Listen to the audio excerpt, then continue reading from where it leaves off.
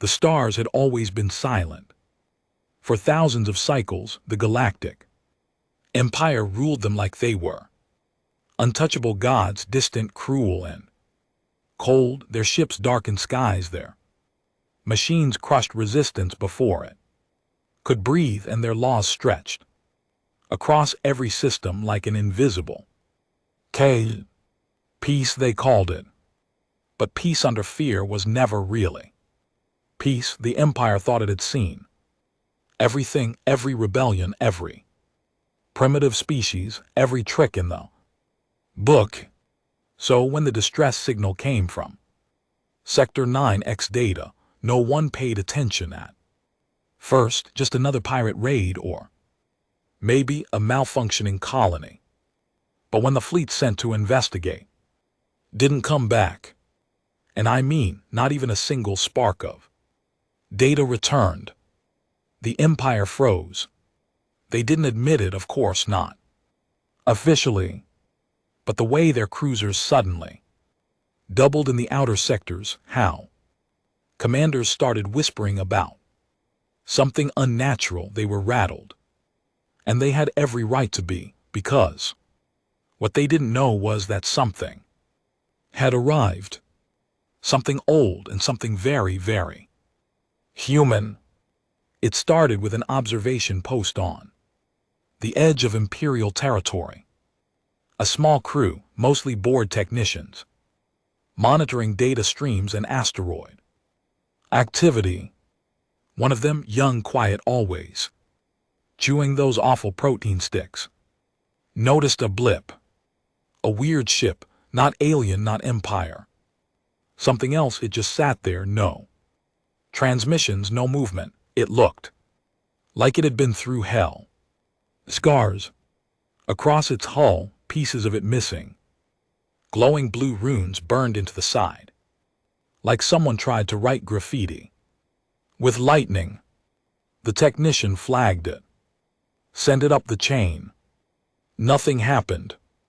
Then the post exploded. It wasn't destroyed by weapons, it just collapsed. Gravity flipped inside out, metal twisted like paper, and the crew was torn apart in a way no one had seen before, not even during the civil sector's massacre. What little footage they recovered showed one thing: the strange vessel pulsing like it was alive, surrounded by a humming sound. That didn't stop even when the video went black. The Empire sent 3 destroyers next, big ones armed to the teeth. Only one returned, and the captain aboard had gone mad. Eyes wide open, pupils blown out like a black hole had swallowed his mind. He kept mumbling something like, "They're back. The forgotten, the first ones." Then he bit off his own tongue. That's when the panic truly began.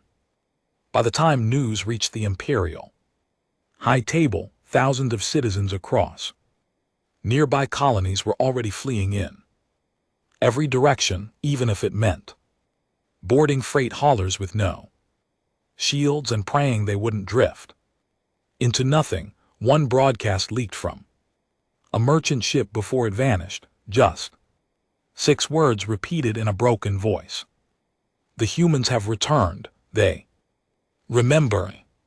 But how? The humans were supposed to be extinct, wiped out, a failed race, primitive, violent, dangerous, and dealt with centuries ago by the Empire's cleansing protocols. No one ever expected them to survive, let alone come back in something powerful enough to bend gravity and fry AI cores without firing a single shot. The Empire tried to erase it, censor the reports, silence the leaks, but stories started spreading through the underworld, through rebel channels, through the slave camps and the resistance bunkers. They spoke of a ship made of blackened steel and ancient tech, a ship that didn't answer hails but whispered through broken frequencies, a ship that carried a crew who didn't Forget what the Empire had done to their kind. They were angry, they were organized, and they were human. On a forgotten moon in the shadow of the Kepler Abyss, a rebellion leader known only as Myra picked up one of the whispers. It wasn't just noise. It was a message, cracked and distorted but clear enough to send a chill down her spine. We were buried, not broken. Vengeance is orbiting. She turned to her second-in-command, a quiet man with scars across his face, like someone had tried to erase his identity. He stared at the screen for a long time, before saying, "If they're back, everything changes." And it did, because the vessel wasn't alone, and this was only the beginning. The message had changed everything. Myra didn't trust easy, years in the mud, fighting with scraps and stolen rifles, taught her the Empire never lied unless it was for something bigger. But this wasn't an Imperial trick. No way. This message wasn't from them. It was something older, colder, and more human than anything she'd felt in her bones since childhood. The words echoed through her mind like prophecy. We were buried, not broken. Vengeance is orbiting. She'd grown up hearing whispers about Earth, the myth of it, the cradle of humanity. But in the Empire's records, Earth was a footnote, a ruin, a smudge on the galactic timeline, erased when the humans refused assimilation. They said the Empire wiped them out centuries ago, blasted their planet to cinders for resisting control. Purge protocols, they called it, clean, efficient, a lesson to all future species. But Myra had always believed there was more. Now that belief was screaming at her in binary code and garbled audio from a ghost ship on the edge of the galaxy. Her second-in-command, the scarred man, everyone called Gray, leaned against the console, arms folded, his gaze locked on the display. He didn't say anything for a while. He rarely did. But when he finally spoke, his voice carried something she hadn't heard in a long time. Fear. I saw something like this once, he said, his eyes scanning the corrupted waveform of the message. Back in the Darren Waste, smugglers found a derelict ship drifting near a collapsed star. No markings, no data. Just death. No one who boarded it came back out. They said the metal bled. Myra looked at him sideways. You believe this is the same? He shrugged. I don't believe in coincidence, not in space. Across the room, their tech specialist, a wiry kid named Riel with cybernetic implants instead of ears, turned in his seat. I ran the signal through 6 different decoders, he said. It's not just random static, there's structure. Someone wanted this found. Myra nodded slowly. Then we find them back. Are you serious? Riel blinked. This isn't just a scavenger hunt. If these are humans like real ones, what makes you think they'll help us? They're ancient, they're pissed, we don't even know what they are anymore. That's exactly why we need to reach them before the Empire does, she replied. If they're a weapon, we make sure they're aimed the right way. The Empire was already in motion. Fleet Command had dispatched the 77th Legion, an elite strike group known for glassing planets without warning. The ships were sleek and soulless, painted with the Empire's black and silver crest, their engines humming like quiet predators. They weren't coming to study the vessel. They were coming to erase it. But they were already too late. By the time the 77th reached the Coordinates: the mysterious ship was gone. No trace, no emissions, nothing but a field of floating metal, wreckage from 3 reconnaissance drones that had arrived ahead of the fleet and apparently shredded themselves trying to scan it. Admiral Thuron stood on the bridge of the Oblivion Dagger, teeth clenched, eyes burning with that kind of ruthless arrogance only true-born Imperials possessed. He watched the debris spin lazily outside the viewport and didn't say a word for almost a full minute. Then, finally, he turned to his comms officer. "Dispatch orders to the archives," he said. "Tell them to release restricted files, everything on humanity." The officer blinked. "Sir, that's classified under." Thuron snapped his fingers and the man's neck jerked sideways before a sound escaped his throat. The ship's internal AI, always listening, obeyed instantly. A faint snap echoed as the officer collapsed, spine cleanly severed. Thuron didn't even look at him. "I said release it now." Across the Empire, in dusty corners of locked data vaults and forbidden archives, the information started flowing. Reports of failed extermination missions, descriptions of psychological contamination. A chilling phrase appeared again and again in the old files. Human resilience exceeds logic, caution, unpredictable. And deeper still in the classified black code folders, something even more disturbing appeared. A map, a trail, leading to a hidden colony long believed lost, a human fallback site. Meanwhile, Myra and her crew were already on the move. Their ship, the Wonderlight, wasn't much to look at, just another retrofitted mining vessel turned warship. But it was fast, silent, and invisible to most Imperial scans thanks to tech salvaged from a wrecked Phantom cruiser years back. Myra sat in the cockpit watching the stars streak by, wondering what kind of monster or savior they were flying toward. They weren't alone either. Other rebel cells had picked up the signal.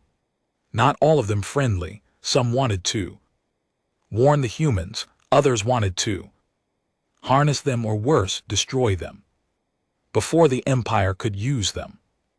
But Myra had a different idea. She remembered her grandmother's stories. Before the Purge, before the Silence, before the stars stopped belonging to humans, there had been fighters, engineers, thinkers, people who didn't kneel, people who built their own way. If they had survived, they might still be the galaxy's last hope. The signal had a trajectory. It wasn't just a random burst. It was moving. Riel calculated a vector leading toward the edge rim near a system long abandoned due to gravitation instability. It was called Pharaoh's Null, a place where physics got fuzzy and compasses spun like drunks. Perfect hiding spot. 3 days into the journey, they saw it, the vessel, not cloaked, not running, just floating there in the center of a warped asteroid field, like it owned space itself. No lights, no signal, no weapons drawn. But it hummed deep and low, a sound that vibrated inside their chests. The Wonderlight stopped a few clicks away. Scans went wild. Riel systems glitched, like they were drunk on bad data. "Are we looking at a battleship?" Gray asked. Riel shook his head. "No. I don't even think this is entirely a ship. It's part machine, part something else. Some of this isn't built, it's grown." Myra stared at it through the screen, and for a moment her breath caught. It was shaped like a blade, not just a metaphorical one. a literal enormous sword forged in space, its edges bristling with ancient metal, broken satellites and shattered bones of long-dead fleets. It was beautiful and horrifying, like something you'd see in a dream, right before death. Then it moved. Not toward them, not away. It rotated, slow, deliberate, and a hatch opened on its side, revealing a dim corridor lit by flickering red lights. An invitation. Riel looked ready to puke. Nope, nope, not doing it. This is how every horror story starts. Myra stood. You don't have to. She looked at Gray. He was already moving toward the gear locker. Of course you're going, Riel muttered. Insane, both of you. Inside the mysterious ship, the air felt heavy, like the walls remembered pain. Myra and Gray stepped cautiously through the narrow corridor, weapons drawn, armor humming quietly. No resistance, no signs of life, just silence and shadows. But there were markings on the walls, etched symbols that looked like human writing, only older, crude, scarred into the metal like someone wanted them to last forever. Myra ran her fingers over one of them. Her translator implant struggled for a second before offering a clunky interpretation. Blood answers blood. They reached what looked like a command deck, though it didn't have the usual chairs and panels. Instead, a throne of twisted steel stood at the center, surrounded by holographic displays that activated as soon as they entered. A figure stood up from the throne, not a hologram, a real human. Tall, gaunt, pale skin stretched over a body laced with strange tech. His eyes were all black. No whites, no pupils. Just two voids. But Myra knew that look, not madness. Control. He didn't speak with his mouth. His voice came through every speaker, every implant, every wire in the ship. You heard the signal, Myra nodded. Slowly. You sent it. We waited, he said, buried ourselves. In time, let the Empire forget. We watched them kill, enslave, rewrite history. We gave them every chance to rot alone. They didn't take it. Gray stepped forward. Who are you? The man tilted his head. Or maybe the creature, or maybe both. I am the last echo of old Earth. My crew, we are what remains of the resistance. We left before the final cleansing. Built this place from broken dreams and dead stars. And now, his voice sharpened. Now we remember everything. Myra took a step closer. We want to fight with you. The Empire is bleeding astray, but if you're really human, if there's even a spark left of what we used to be, you'll know we're worth standing for. The man didn't answer right away. He walked slowly toward a wall and touched it. A panel opened, revealing what looked like an old Earth flag, burned, faded, but real. Then he looked at her. We do not fight for the living, he said. We fight for the forgotten, and the Empire is already dead. It just doesn't know it yet. It was hard to breathe inside that ship. Not because of the air, it was filtered, crisp, even cleaner than anything the Wonderlight could provide. No, it was something else. The atmosphere in there carried weight. History, anger, vengeance. And maybe underneath all of that, grief. Myra had never felt so small. Not even when she was a kid, hiding under floorboards while Imperial soldiers stomped through her village, dragging out elders and setting fire to homes like they were cleansing a virus. Back then she'd cried, begged for help. No one came. But now, standing in front of a man, if he could still be called that, who had watched the same empire slaughter his entire species and live to build a monster ship out of the galaxy's bones, she understood something deeper. This wasn't rebellion. This was resurrection. The man didn't blink, didn't breathe, at least not in any visible way. His presence felt like a cold knife, pressed against your neck, never cutting, just reminding you it could. His voice still echoed through the ship, not from his lips, but through every wall and wire. You came seeking an ally. Myra nodded slowly. We did, but you also came with fear. She didn't deny it. Only a fool wouldn't. The man paused as if measuring her honesty. Then he moved aside, revealing a long corridor behind him. Lights flickered on in sequence down the length of it, revealing rows of pods, hundreds of them, maybe thousands. Inside each one was a person, human, sleeping, preserved, frozen in stasis, but alive. Myra gasped. Gray muttered something under his breath that sounded like a prayer. These are your people, she asked. They were, the man said. They still are. When the purge began, we had no way to fight, no fleets, no allies, no hope. So we buried ourselves in the cold, hid in the fold between gravity and time. We became memory. Myra stepped closer to one of the pods.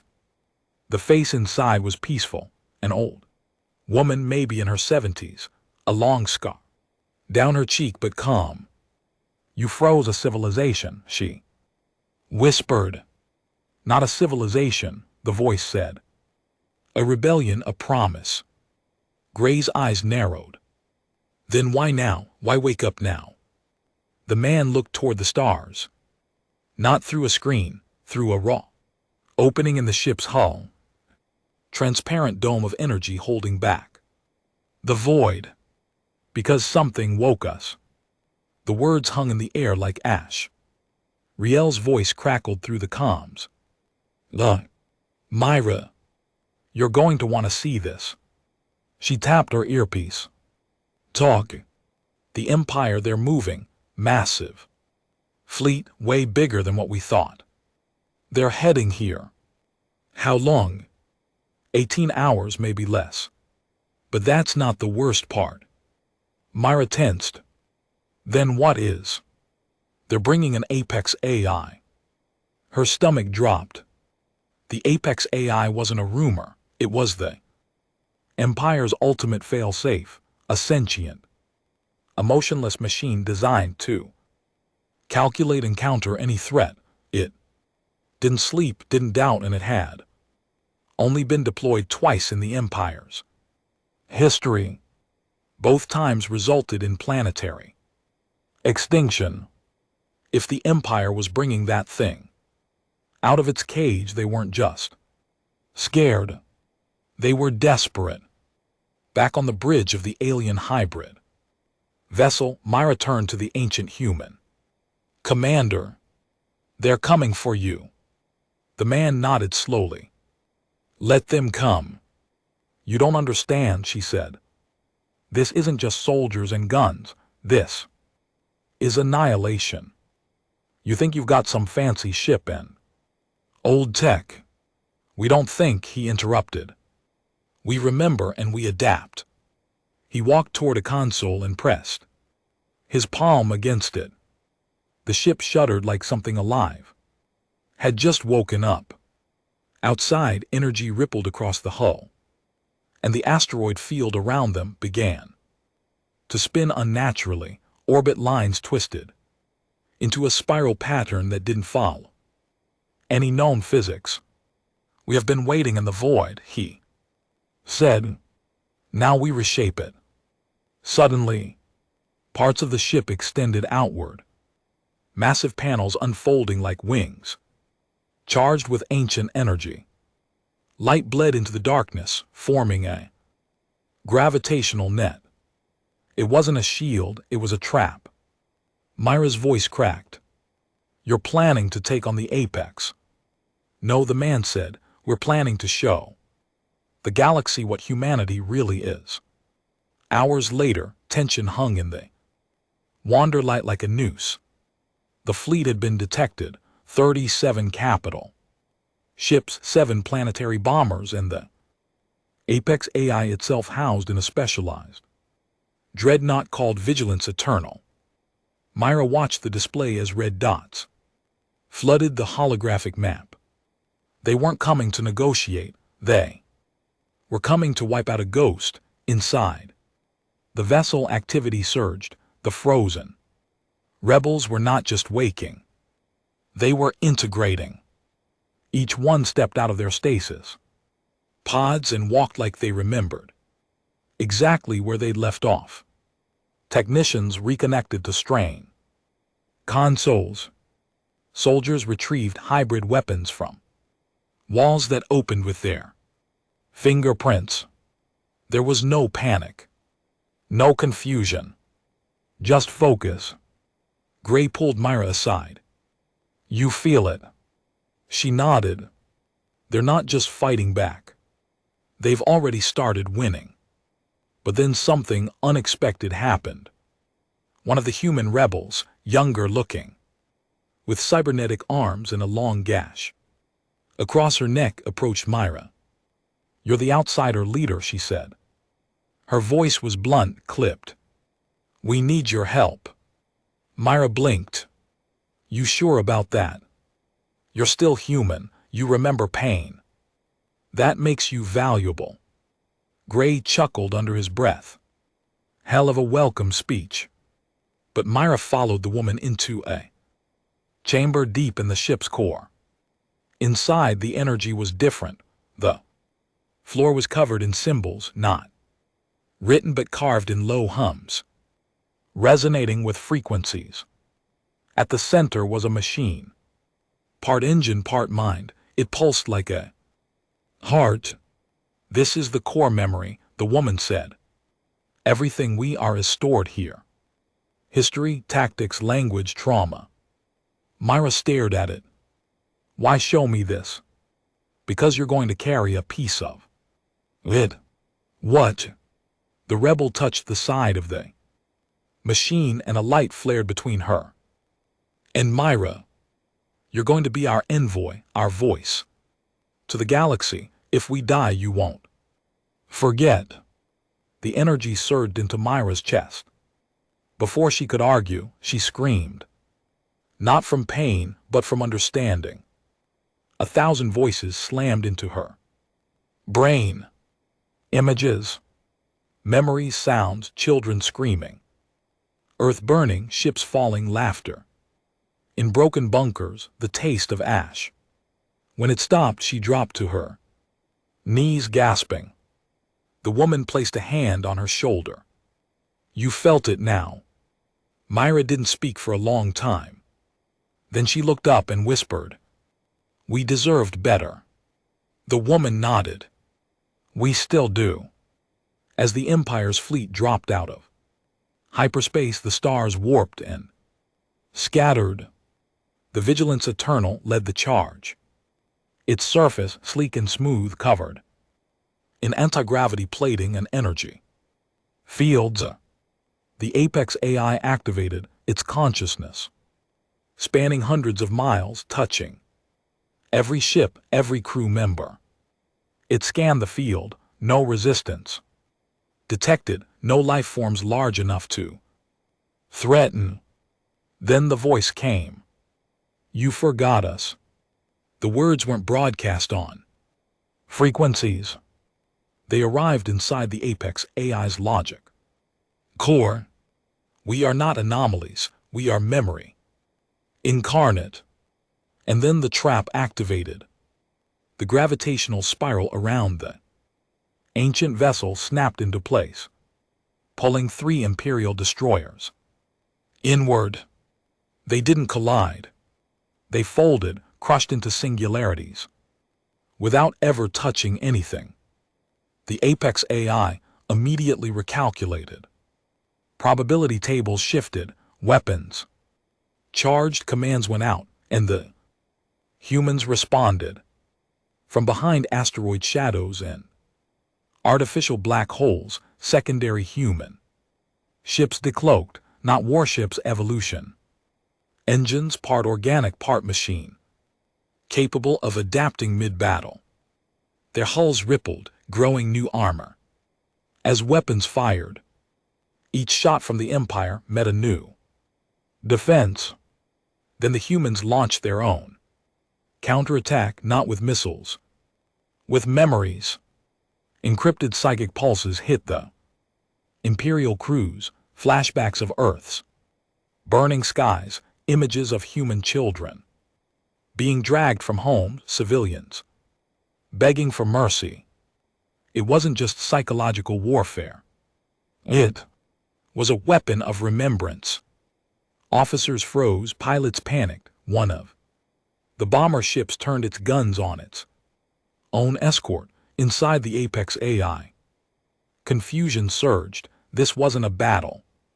This was judgment. The AI attempted to adapt, but something was wrong. Its data streams were being corrupted. Not by code, but by emotion. Myra's presence, her link to the core memory, had activated a pulse that embedded chaos into the machine's cold logic. She was broadcasting pain, real, raw, and very human. The AI tried to quarantine the feed. It failed. It began to feel, and that broke everything. One by one, the Empire's ships lost cohesion. Their order dissolved into panic. Vigilance Eternal began spinning, caught in a loop of corrupted commands. The Apex AI began to shut itself down.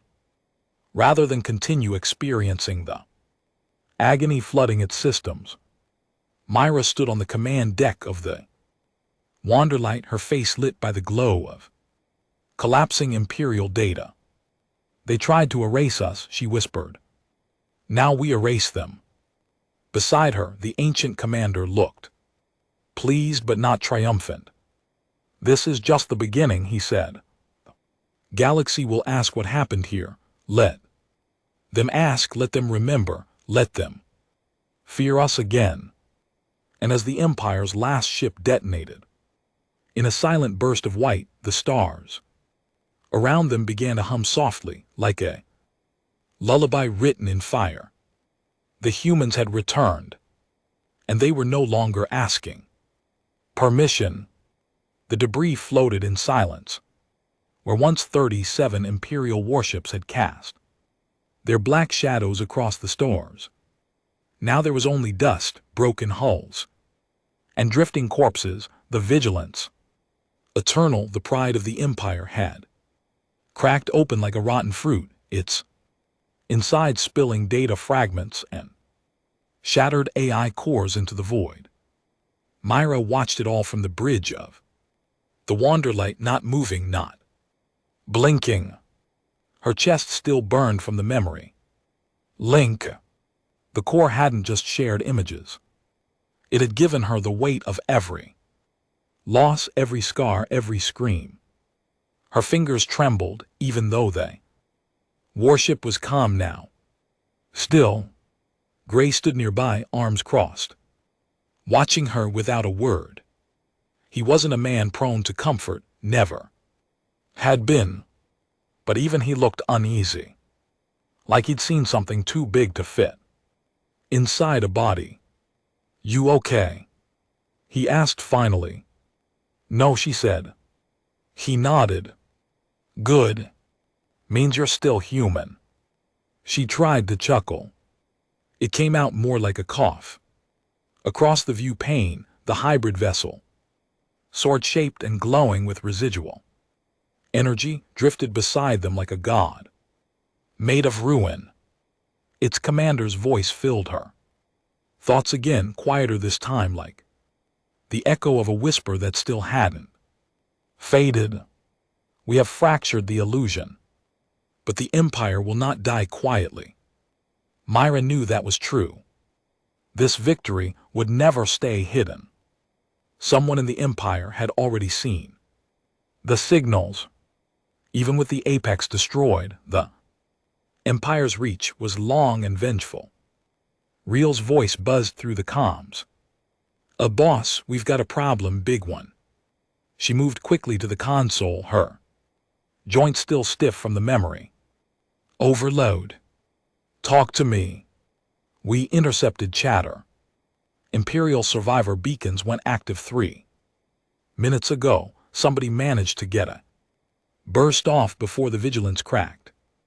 Long-range comms, that signal's bouncing all over the relay nets. Myra swore. Gray leaned in. Meaning everyone's going to know what happened here, Real said, not just the Empire, everyone, trade guilds, merc syndicates, bounty unions, black side contractors, pirate kings, hell, even the neutral broker fleets. Myra closed her eyes for a second. She could already feel the tide turning. This wasn't just a rebellion anymore. It was a war spark. 3 hours later, the Wanderlight docked with the human relic ship through retractable passageway. Inside, things were changing. The frozen soldiers, some barely out of their teens, others grizzled veterans with half their faces replaced by cybernetics, were awakening with purpose. They weren't confused by modern tech. They adapted to it immediately, syncing their implants with updated protocols, decoding Imperial language packs that had evolved during their long sleep. It wasn't like waking up from a coma. It was like pressing resume on a paused campaign. Myra moved through the corridors, watching them gear up, train, share updates. No one asked where Earth was. No one wept for what had been lost. These people had accepted loss. They carried it like fuel. In the central command chamber, the original commander stood before a star map that was now swelling outward, tracking every system that had pinged the distress beacon. One by one, blinking lights appeared. Some red, some gold, some black. "You said the Empire wouldn't die." Quietly, Myra said. "No tyrant does," he replied. "But this is not just about them anymore. We are no longer a secret. We are a symbol, and symbols cannot be allowed to exist without control." "You mean they'll come for you?" she said. "All of them." "No," he said, "they will come for us." In the shadows of a moonless system called Kryn's Fall, a meeting took place. The room was dimly lit, the walls etched with gold wiring that pulsed faintly with energy. The people inside were not generals. They were dealers, powerful men and women from the hidden folds of galactic power. A warlord from the Orion Drift, wearing a necklace made of polished skulls. A matriarch from the Turn Syndicate, whose voice was rumored to paralyze weak minds. A corporate sovereign whose face had never been seen, just a robotic body, housing a trillion-credit mind. They sat in silence as the recording played. The human voice, the memory bursts, the collapse of the vigilance eternal. When it ended, no one spoke at first. Then the warlord snarled. "This isn't rebellion, this is myth." The matriarch shook her head. "No, it's worse, it's proof." The corporate figure finally spoke, voice synthetic and calm. "What do you propose?" The matriarch smiled, slow and cruel. "We do what we've always done when something threatens balance." "Assassins?" the warlord asked. "No," she said. "Something more surgical." She leaned forward. "We find this Myra, and we take her apart." Back aboard the Wanderlight, Myra had no Idea her name was being spoken in the highest, darkest halls of power. She was busy watching a group of hybrid-born humans, those born in stasis developed through gene preservation during the long silence, perform a kind of training unlike anything she'd ever seen. One of them fought without weapons, just kinetic force, using the very vibrations in the ship to drive shock waves through the air. Another reprogrammed a standard Imperial drone using only their thoughts. A third moved in and out of the light as if phasing through time. They were warriors, yes, but also something else. Evolved. She turned to Gray. We're looking at the next step in humanity. He looked grim. Hope the galaxy survives it. Later, she met again with the commander in private quarters near the core. I need to ask you something, she said. He nodded once. Why me? Why give me the memory? The message? You could have just done all of this yourself. The commander was silent for a long time. Then, because I remember what it's like to feel powerless, and I know the only thing stronger than hatred is the will to outlive it. He stepped closer, voice deeper now. You were born into the Empire's boot. You lived under its shadow, but you chose not to crawl. That's what we need. Myra looked down at her hands. They still trembled sometimes, but she clenched them into fists. I'm not a symbol. No, he agreed. You're the fire. The first hunter arrived 2 days later. She came in silence aboard a ship, disguised as debris. No transponder, no life signs.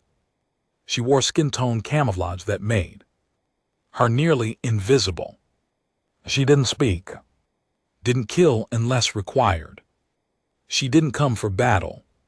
She came for extraction.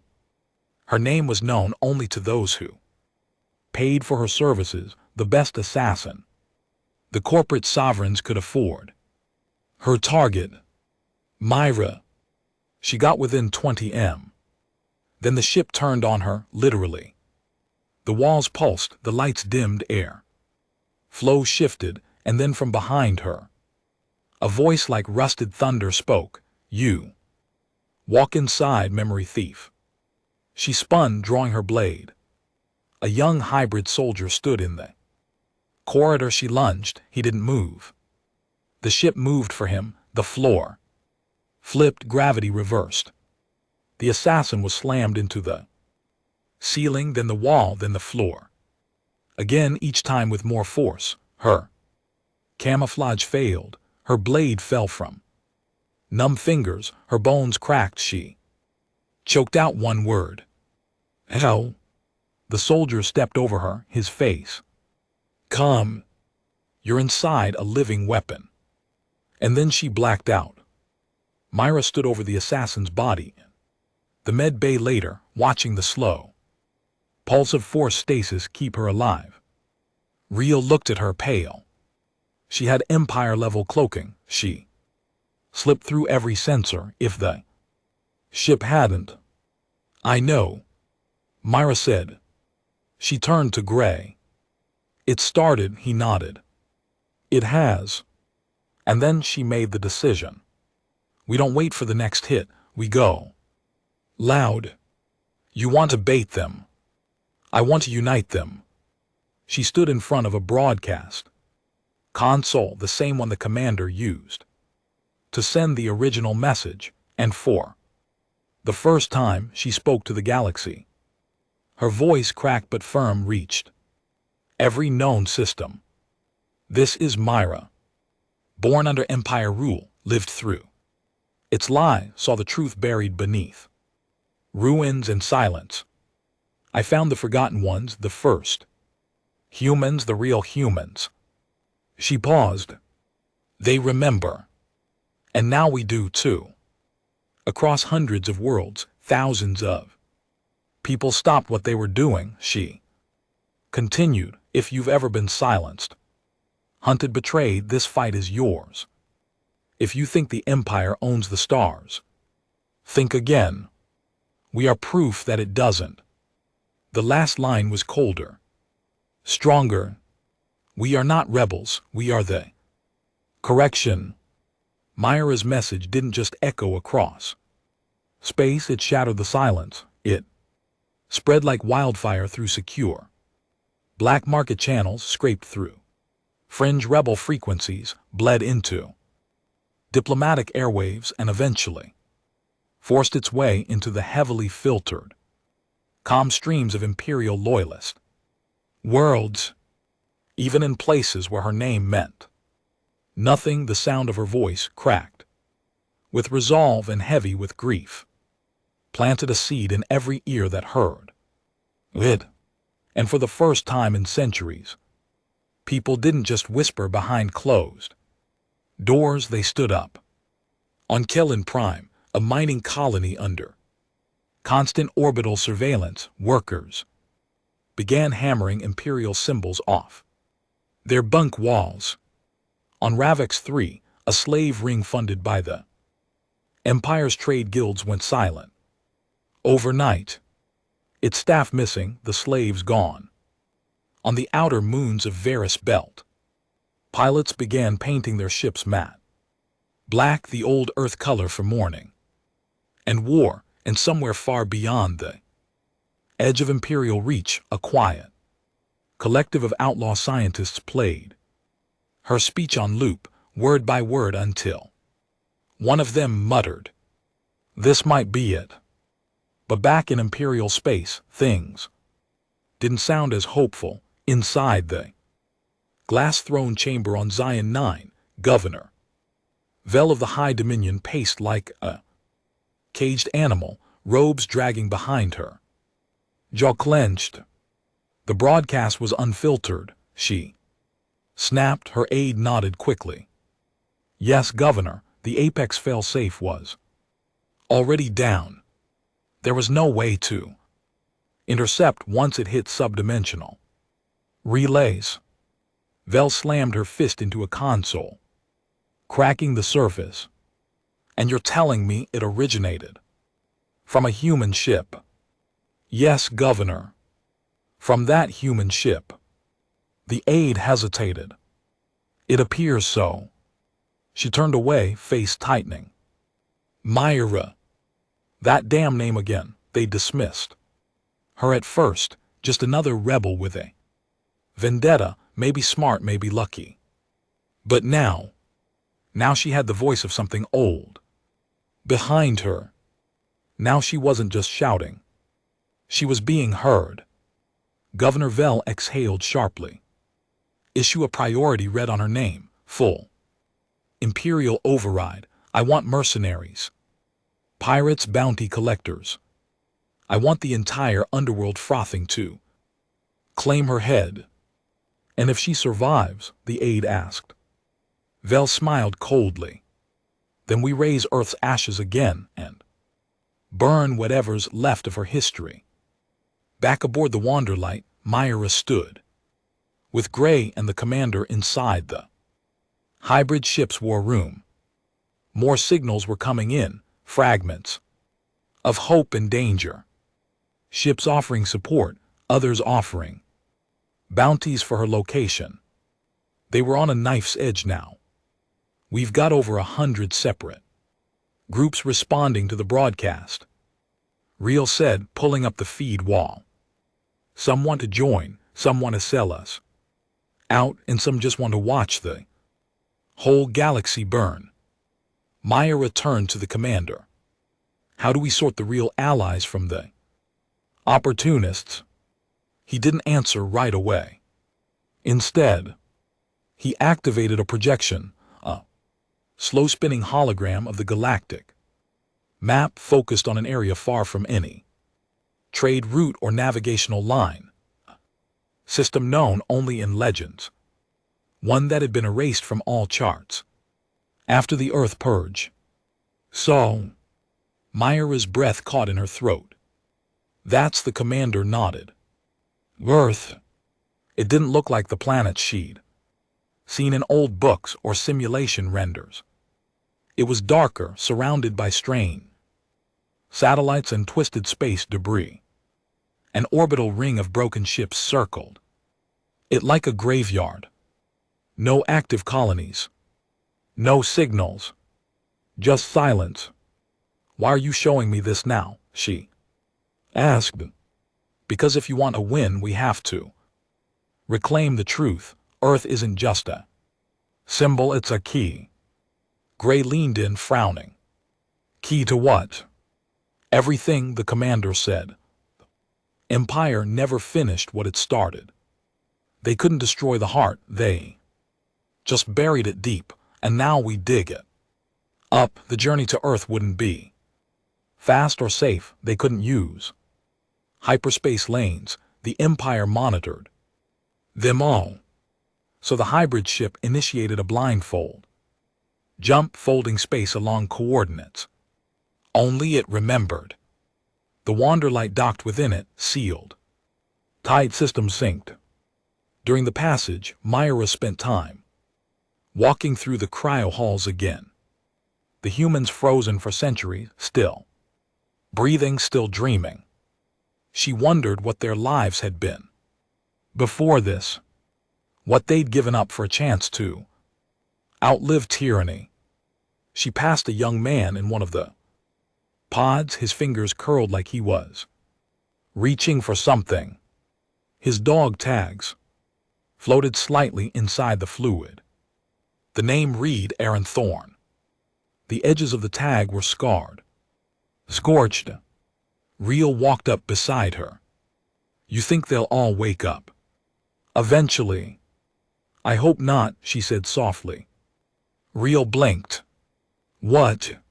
Why? Because if we have to wake all of them, she replied, it means things have gotten much, much worse. 3 days later, they dropped out of fold space near the ruins of Pluto's orbit. What greeted them wasn't silence, it was a message, an automated ancient one, broadcast in every known human language. Warning. This territory is classified as Containment Zone Echo, approach at risk of infection, memory corruption, or death. You are not authorized, you are not remembered. It repeated over and over. Gray muttered, that's cheery. Myra looked at the projection of Earth. It didn't rotate anymore. The planet was locked in place, half of it in eternal darkness, the other half lit by a dying sun. Its surface was scarred by old orbital strikes. The oceans were still there, but they shimmered like glass, contaminated, frozen, silent. The orbit was worse, a field of shattered Imperial warships, rogue satellites, and failed mining rigs spun chaotically, creating what was essentially a planetary minefield. Some of it was still active, auto guns fired at random intervals, reacting to phantom pings. We're going in there, Real asked, his voice going tight. Myra said nothing. The commander stepped forward. This is where we buried the truth. Now, it's time to dig. As they breached the orbital field, Myra took command of the Wanderlight, leading the ship through gaps between debris and forgotten weapons. One old Imperial satellite locked on them briefly, then lost power mid-ping. It's like this place forgot how to hate, Gray said. Or it's waiting, Myra replied. They made it into Earth's upper atmosphere, descending through clouds that sparked with lightning and static. The ship began auto-scanning for any surviving signals, military bases, bunkers, distress codes. It found one buried beneath what used to be the Andes Mountains, a single data stream, encrypted, looping. Real decoded it after 2 hours of work. It was a voice, cracked, weak, human. If you're hearing this, I didn't die. I didn't forget.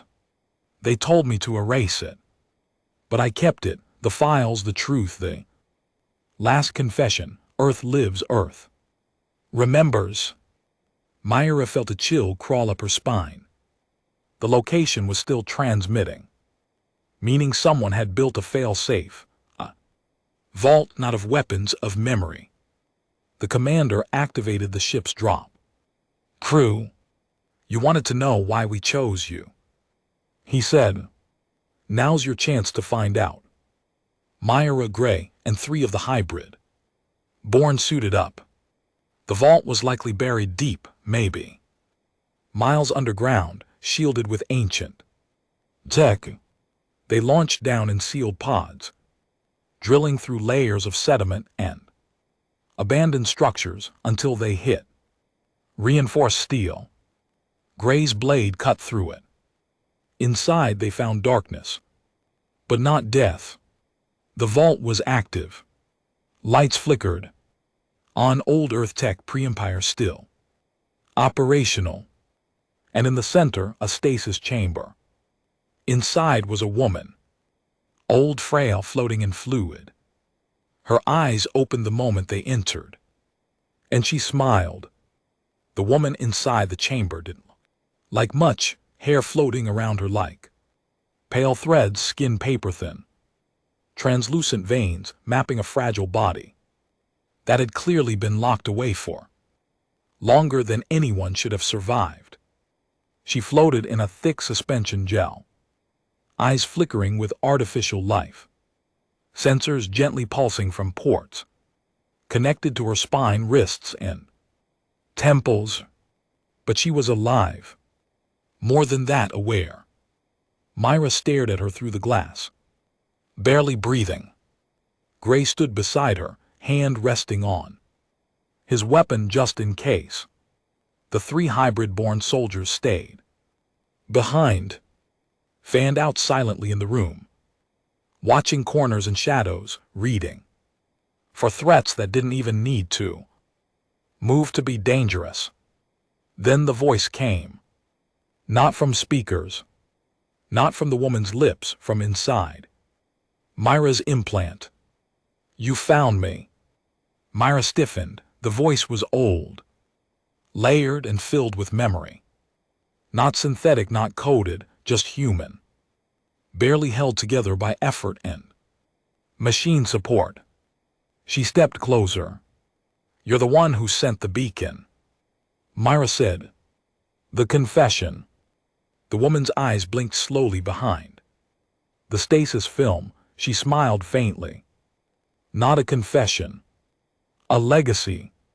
Gray stepped forward now, scanning the chamber. "Who is she?" The commander's voice crackled through their comms from the ship above. "That's Archivist 9. Real name unknown. She was part of the final Resistance network on Earth, the last librarian of humanity's unedited past." Myra's eyes widened. "I thought all the archivists were wiped out."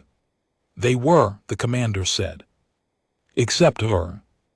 Archivist 9's body floated gently. The gel, her eyes never leaving Myra's. She didn't need to say the words, but Myra could feel it, like the hum of an old truth waking up in her bones. The Empire hadn't just wiped out Earth. They'd erased the memory of what humans used to be. The chamber began to respond to the Archivist's awareness. Lights hummed too. Life down a long corridor behind the stasis tank. Air hissed through dormant vents. Screens flickered, revealing ancient video files, maps, and personal recordings. "This vault," Gray said, stepping through the newly lit corridor. "It's not just a tomb, it's a museum." Myra walked past the first screen. It played a video of children playing under a shattered sky. Dust storms in the background, a robotic dog chasing them across cracked Concrete laughter that somehow echoed, louder than the ruins. Another screen showed war, real war. Humans fighting each other, tribal. Brutal, intimate, the Empire always painted humans as primitive because of this. But here it looked more like passion. Pain, belief, struggle, not cold. Extermination, not conquest by numbers. Myra whispered, "They feared us because we felt." The commander responded over comms, his voice lower than usual. "No, they feared you because you refused to forget." Further down, the team discovered walls lined with black boxes, memory archives. Each one held a name. Each one encoded a mind, a story. Decision that led to resistance. Doctors who refused to falsify medical trials, engineers who sabotaged Imperial landing ships, civilians who broadcast warnings until their lungs collapsed. Archivist 9 had stored them all, and one file glowed brighter than the rest. Myra touched it. It opened into a full projection. Man's face appeared. Burned, bruised, eyes blazing with conviction. If you're watching this, then we failed or we survived. Either way, you need to know what really happened. The Empire didn't win through strength. They won by rewriting the narrative. They erased Earth, yes. But more than that, they rewrote us. Turned us into monsters in the history. Books painted themselves as liberators. But we remember, and if this vault still exists, you must too. Myra stepped back, heart pounding. That voice, she whispered, he's the one from the core memory. Gray nodded slowly. Same inflection. Archivist 9's voice returned in her head. His name was Arlen Drack. He was the first commander of the old fleet. My brother. She continued, slower now, like even speaking took energy. I stored his consciousness in the vault's network after he died. Pieces of it, memories, commands, protocols. Not everything. Just enough to ignite hope again. If the time came. Myra knelt by the console. Why me? Because you came back. You weren't born of the old world. You didn't see Earth before, but you chose truth. Chose fire over silence. That's what made the first humans powerful, not biology, not tech. Choice. A low rumble echoed through the vault. One of the hybrid-born stepped forward. Movement above us. Rael's voice chimed through the comms. Second later. Myra, multiple contacts entering orbit. Not Imperial, mercenary tags. Privateers, could be bounty hunters. Gray's hand went to his weapon again. Told you, we go loud, they come. Crawling. Myra didn't flinch. Let them crawl, she said. We've got something they'll never understand. Outside, 6 black market attack. Cruisers entered low orbit. No insignia, just rusted hulls mismatched. Weapons and cold, eager captains on every bridge. The lead ship hailed the hybrid vessel. In a cracked accent. We know what you are. We know who you're hiding. Deliver Myra. Or we burn the planet again. No response, so they opened fire. But the hybrid vessel wasn't a relic. It was a predator. Its hull shimmered. Energy folding around it like an invisible shield. The first volley of plasma dissolved before reaching it. Then with a slow blink of light, the vessel answered, not with lasers or missiles, with time distortion. The lead Merc ship suddenly froze in space, then shattered into pieces as its own forward momentum caught up with its body out of sync. Another ship tried to retreat, only for its engines to implode inward, folding its interior into a miniature black hole. The remaining ship scrambled. Inside the vault, Myra felt the tremor under her feet as one of the falling wrecks struck the upper atmosphere. She turned to Archivist 9. "You built all this just in case?" The woman's voice, weaker now, replied, "No, we built it because we believed someone would come back." Myra stood, jaw clenched. "You're damn right we did." Later that night, with the orbital threat neutralized and the wreckage still burning in Earth sky like falling stars, Myra sat alone in the vault's archive chamber. Archivist 9 had been disconnected from stasis. Peacefully, her body, old and broken, had simply stopped, but her voice remained in the system, preserved like all the others. A soft hum in the background. Myra opened a new archive slot. She placed her hand on the panel. Ryle Gray and the commander watched through a feed as Myra's image flickered into the vault memory system. Her voice was calm. "Myra, born on the trade routes between Vel Station and Marnus Core, parentless by age 6, rebel by 15, commander of the Wanderlight by 23, and now," she paused, "now the girl who found Earth again." She looked up into the recorder. "If this memory survives, let it remind the galaxy we don't vanish, we evolve, we adapt, and when we return, we don't ask for the stars back. We take them." As she walked back to the surface, Myra felt different. Not just because she carried memory now, not just in her mind, but in her blood. The hybrid systems had started syncing with her physiology, not changing her, not replacing her, just reminding her what she'd always been capable of. Gray met her at the entrance. He handed her a data drive. "What's this?" she asked. He smirked. "The coordinates to the last hidden fleet archive buried on a dead moon in neutral territory. If the rumors are right, it holds schematics for ships we've never seen." She took the drive, fingers tight around it. "Then we're not done." "Not even close," he said. Behind them, Earth remained silent, but not forgot, not anymore. The lost moon didn't have a name anymore. It had been stripped from every chart, every index, every data bank that once marked it as Vierx Theta. What used to be a modest mining outpost with docking towers and supply routes was now just a dead hunk of rock, drifting near the edge of neutral space, like a forgotten tooth knocked out of the galaxy's mouth.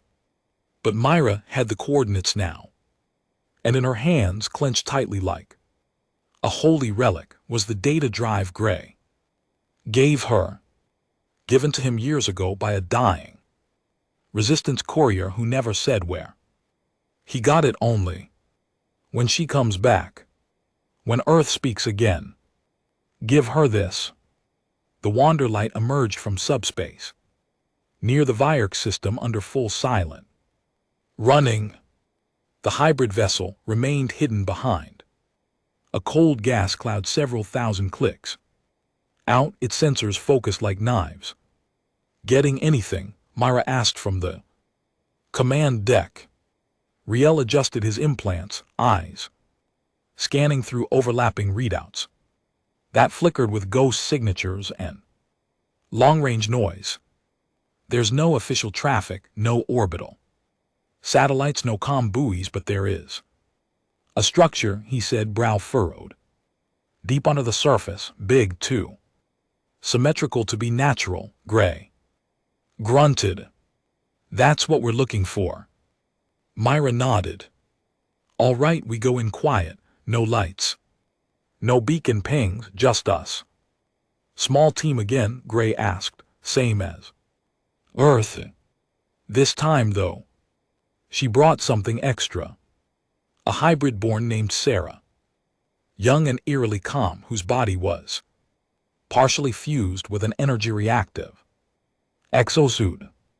She didn't speak much, but when she did, she only said what mattered.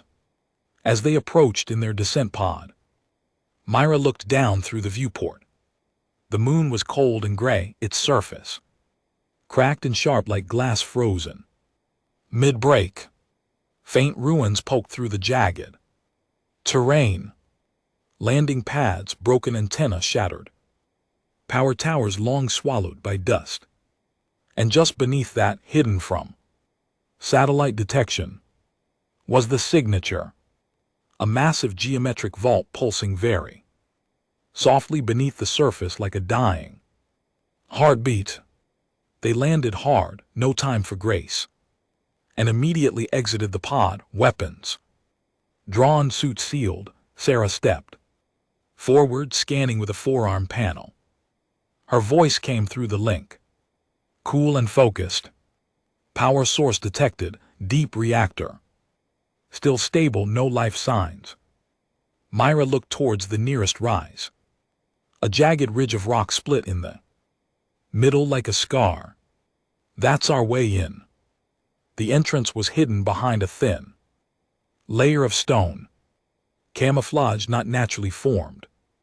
Sarah pressed her palm against it, and the stone rippled like water before splitting clean down the center, revealing a dark tunnel lit by cold white strips embedded in the ceiling. No dust, no corrosion. Like someone had just cleaned it. Riel's voice buzzed in over the comm. Still no activity, you're clear. Myra led the way inside. It wasn't like the Earth Vault. This place wasn't built for preservation, it was built for containment. The hallways were smooth, reinforced. Bulkhead doors every few meters. Auto guns deactivated, but still intact, lined the corners. This isn't an archive, Gray muttered. It's a bunker, Sarah pointed ahead. We're being watched. Myra froze. What do you mean? Sarah held up her arm. Her panel was pulsing. Residual AI presence, small, not hostile. They reached the final chamber without resistance. The doors opened slowly, grinding against time itself, and inside they found it, a fleet command room. Underground, untouched, holographic. Displays flickered to life as they stepped in, star charts bloomed in. Mid-air, ship schematics rotated slowly. And at the far end of the chamber, an interface unit waited, shaped like a chair made from obsidian and chrome, fused into the floor with thick cables. A voice crackled through the system. Feminine, stern, ancient. Fleet authority level unknown. Identity not confirmed. You are not marked. Stand down.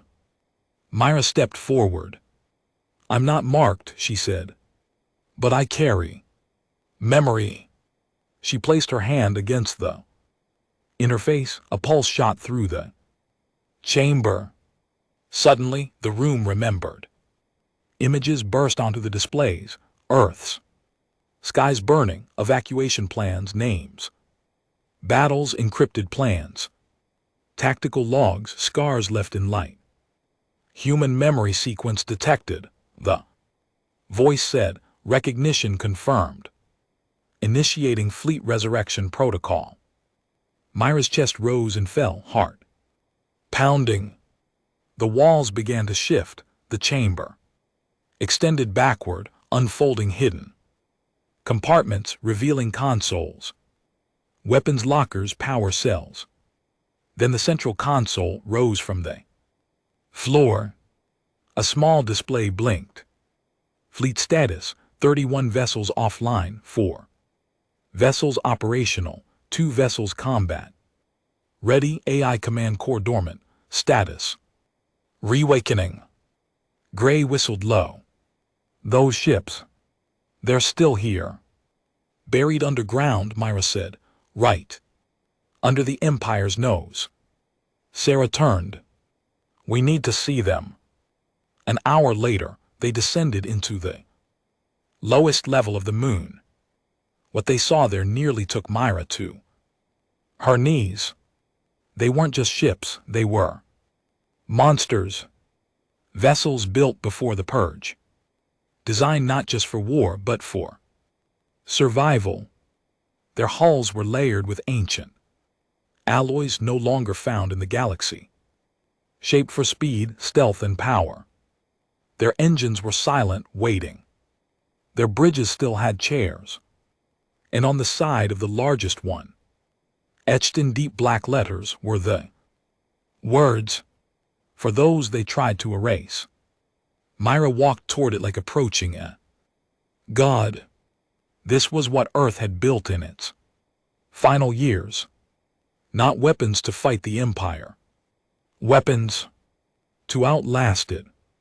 Sarah was already scanning, syncing the energy patterns. Gray was checking the loading bays. And above them, Riel's voice buzzed in. Again. You're not going to believe this, but we picked up a listening post too. Systems over. The Empire knows you're there. Myra clenched her jaw. How long? 18 hours. Maybe less. Gray cursed under his breath. Can we launch these ships? Myra asked. The console answered before anyone else could. Fleet boot up in progress. Weapons sync. In 72 minutes. Engines in 91. Atmospheric breach in 120. Myra turned to her crew. Then we hold. Gray raised an eyebrow. You serious?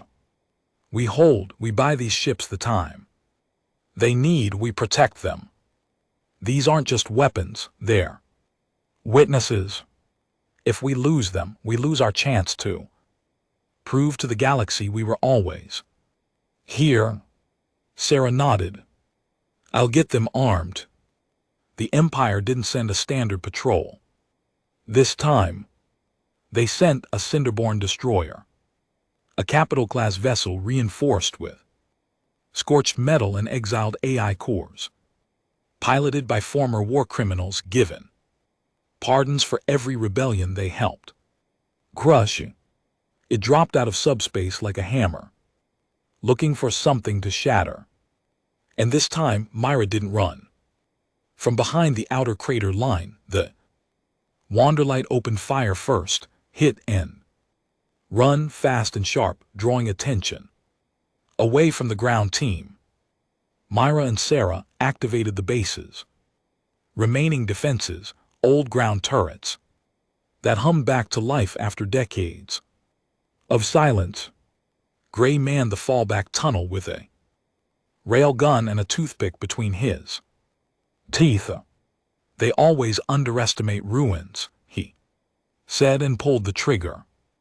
Above them in the hangar, the first of the ancient ships roared to life. Its engines didn't scream, they sang. A sound no one in the galaxy had heard in 100 years. Not a weapon. A warning. The Empire's destroyer tried to jam communications, it failed. The hybrid vessel countered the jamming with pulse-split signals that multiplied every time they were blocked. Soon the destroyer's own radar began feeding it lies. And then the first human ship rose from the ground. A blade-shaped cruiser faster than anything in known space, cloaked in black light. It didn't fire immediately. It broadcasted an old Earth signal, the one the Empire had once called a terrorist anthem. We are the voice you tried to silence. We are the storm you thought passed. We are humanity, and we are not done. Then it fired. The beam wasn't explosive. It was surgical. A rail of heat that sliced clean through. The destroyer sighed like it was made of silk. Fires burst across its body. The crew tried to retreat. But more ships were rising now, one by one. The old fleet returned to the stars. And every one of them carried memory. Every one of them remembered. The stars were no longer silent. They were screaming. The reborn Earth fleet tore through space with the fury of a ghost that refused to stay buried. Blade-shaped ships with black hulls glided through enemy lines, moving not with rage but purpose. Precision. Memory turned into momentum, and behind them, trailing their wake, was the signal Myra had sent across the stars, now echoing through every open channel. We are the voice you tried to silence. We are the storm you thought passed. We are humanity, and we are not done. The Empire had tried to prepare. It had scrambled fleets from dozens of sectors, pulled dreadnoughts out of cold storage, even reactivated retired warlords. But it didn't matter. This wasn't a conventional war. This was a reckoning. Inside the reborn command ship, now christened Epitaph, Myra stood in the center of the bridge, armor scorched. Her eyes focused on the hollow map as the fleet advanced. Gray leaned on a railing nearby, bruised but grinning. Fleet formation is holding. Our left flanks got resistance, but the hybrid vessel is punching through. How many? Myra asked. About 24 ships still holding Empire colors. They're scrambling to protect the core line. She tapped the side of her helmet, opening a comms feed to all allied ships. This is Myra, she said. No more broadcasts, no more warnings. This is the final strike. We don't ask. We don't beg. We remind them who we are. A dozen commanders across the fleet acknowledged at once. Some were human. Some were born of other species, long crushed under the Empire's boot, who had joined once they saw the truth Earth had uncovered. And some weren't even alive in the traditional sense, AI fragments of the original resistance, now awakened and angry. The Epitaph led the charge. The final battle took place near Varen's spine. A jagged cluster of broken moons turned into an imperial bastion decades ago. The fortress wrapped around a dying star, protected by rotating cannon platforms and shield generators fed by solar siphons. It was the last line of defense before the Empire's core territories, and it had never been breached until now. As the human fleet approached, the Empire activated every defense system. Anti-ship weapons fired before targeting. Systems had finished locking. Drone swarms were deployed from hangars. Like locusts, the outer walls of the bastion lit up in warning red, and High Command broadcast a single message: stand down or be extinguished. Myra didn't answer. She nodded to Real, who grinned and activated the fleet's new signal. Scrambler, technology born from hybrid minds, which warped electromagnetic waves using gravity folds. The enemy's comms went dead. Their aim followed, and the sky broke open.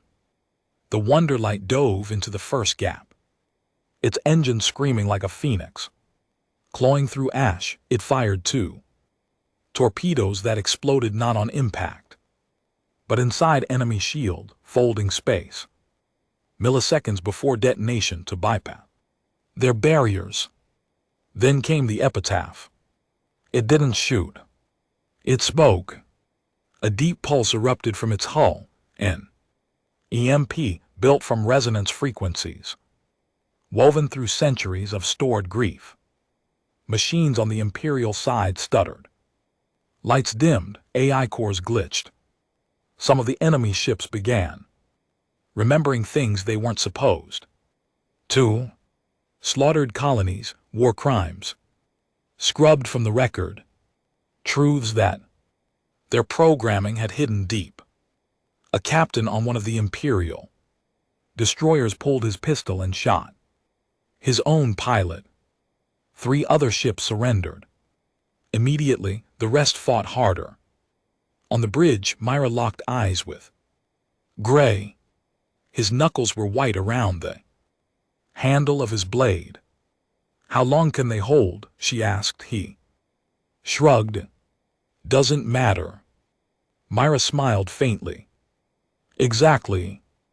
They moved in deeper, the epitaph, cutting through flak fire like a needle, threading through a storm. It wasn't invincible. The shields flickered, the hull groaned. A blast from one of the planetary cannons clipped the rear wing. But it kept going. Every time a human ship was struck, 2 more filled the space behind it. And then it happened. Sarah, the hybrid born with the exosuit interface, standing at her station on the bridge, turned her head slowly toward Myra. Her voice was quiet. "Come. They've activated the central fusion core." Myra's eyes narrowed. "They're trying to blow the entire station." "Yes," Sarah replied, "if they can't win, they'll take the system with them." Real's voice crackled over comms.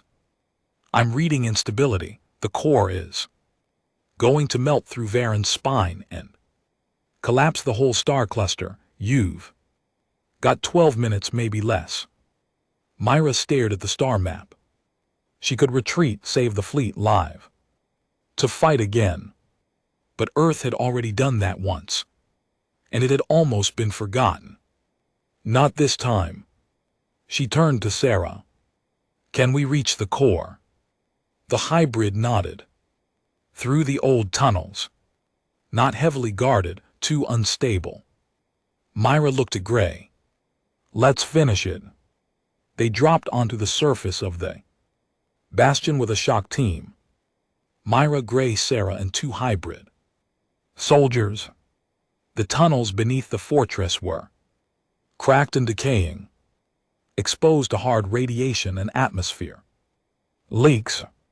Every step closer to the core made Myra feel like she was walking inside a dying beast. "You know," Gray muttered through his comms, "if we die here, I'm blaming you." Myra smirked. "Get in line." Sarah paused at a junction, her exosuit lighting the way forward. Core straight ahead, 10 floors down. Fusion destabilization at 42%. They moved quickly, dodging half-functional turrets in passing. Deactivated AI sentinels frozen mid-scream. Whatever had been inside this space before, it was breaking now. Then they reached the control chamber.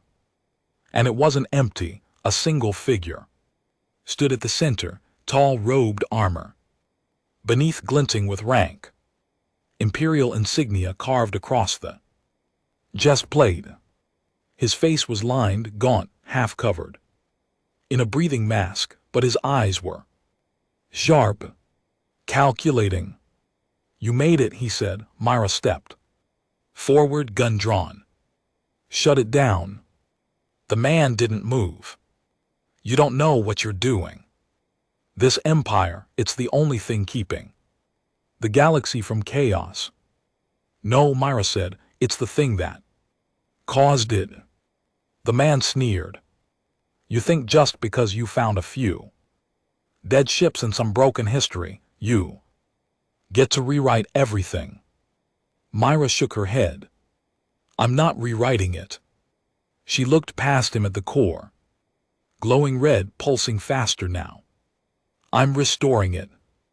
Then she fired. The shot hit his shoulder, spinning him to the floor. Before he could rise again, Sarah reached the console and plunged her arm into the access port, the system screamed. And then the pulse stopped, the core dimmed, Real's voice came over comms. Fusion surge just halted, the stars stabilizing. They can't use it anymore. Cheers erupted over the fleet-wide. Channel Gray exhaled. We actually did it. Myra looked at the man bleeding on the floor. You ruled for centuries with silence. With fear, that ends now. She walked past him without another word. The fall of Varen's spine was the last nail. Over the next few weeks, systems, once loyal to the Empire, began defecting. Governors vanished, trade guilds broke their contracts. Entire fleets surrendered without firing a shot, and the memory of Earth, its truth, its people, its war cry spread like light through shadow. Myra stood once again aboard the Epitaph, now docked over a liberated world. The stars looked different now. Familiar. Across the galaxy, statues were torn down and new ones raised, not of her, but of the nameless humans who had slept beneath the surface, waiting for their story to be told. Gray walked up beside her, sipping from a steaming mug. You ever think we'd get this far? Myra smiled softly. No. He handed her the mug. But we didn't come this far to stop now. And far above, in a quiet corner of space, the hybrid vessel drifted peacefully, its commander no longer hidden. Shadows walked the halls alone, past frozen warriors and silent consoles. He placed his hand on a wall and whispered, "They remember now." And in return, the ship whispered back, "We always did."